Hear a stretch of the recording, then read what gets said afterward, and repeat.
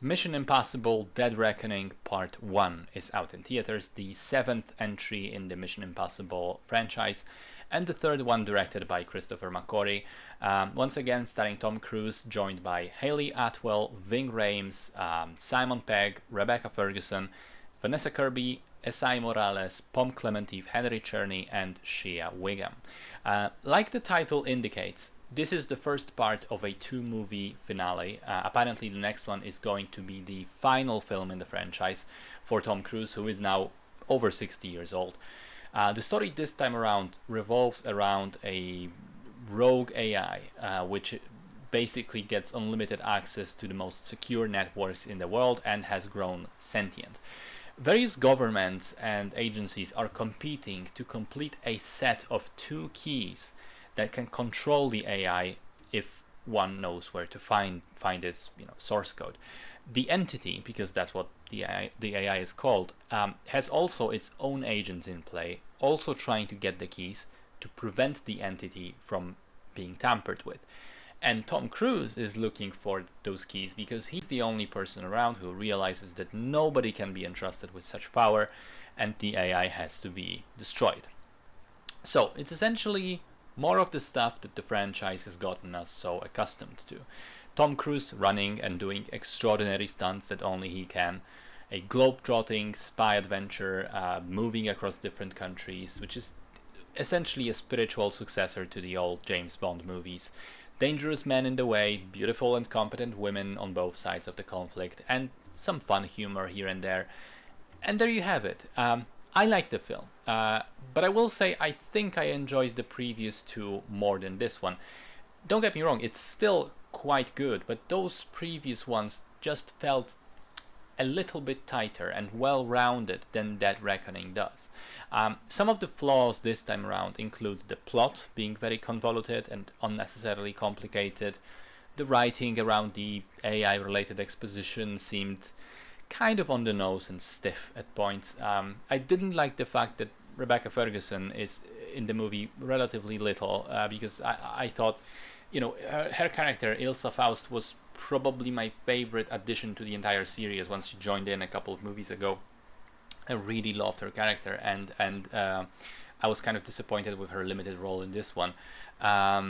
Also, I thought there were individual moments in the film where the logistics of the action just kind of seemed like too much, like too unbelievable. Like there's a moment, without spoiling too much, there's a moment at the end of Act 1 where Tom Cruise is essentially surrounded at an airport by people looking for him, and aside from the people in the airport, they have like a hovercraft, or a plane or whatever, hovering around the airport just monitoring stuff, and he ends up escaping through the roof, and there's this wide shot of him just running across this white roof, and he's very visible there, and you have to wonder how come they don't see him, and he's just running across the roof, and then poof, he's gone. And there are moments like this sprinkled here and there which make you think, really, is that what would have happened? Anyway, on the other hand, for the most part, the action is riveting as always. The big bike jump stunt that was teased so much is just breathtaking. The entire third act on the train is gloriously tense.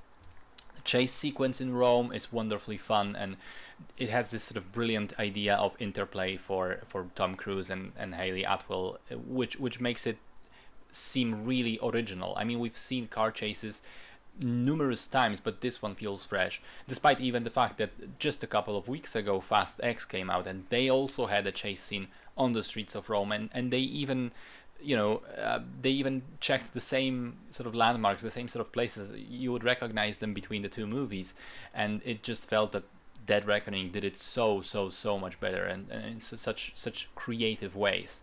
I liked all of the characters in the main cast at this point. They're all so incredibly distinct and memorable. It almost begins to feel like an anime series.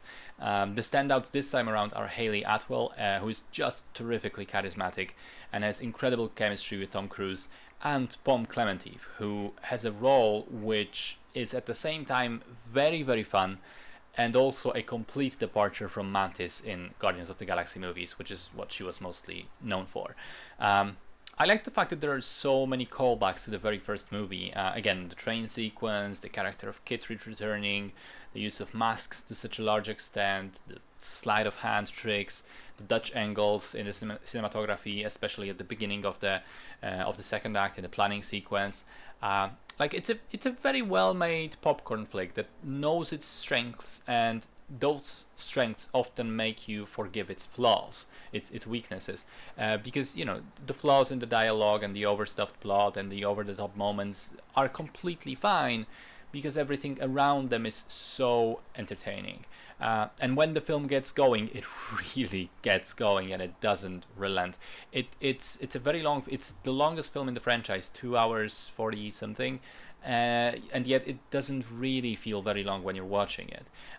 Also, as a sort of side note, I was kind of overwhelmed by the amount of stunning women in this film. I mean, between Rebecca Ferguson and Hayley Atwell and Pom Klementieff and Vanessa Kirby, I'm not sure when was the last time I saw so much sheer beauty on the screen in one evening. And of course, it helps that they're good actresses and play their characters well. And these characters are each very competent in a different kind of way. But man oh man, are they jaw-droppingly attractive too. Anyway, all in all, a solid entry in the series. Definitely not the best of the bunch, but certainly keeping up the level of quality.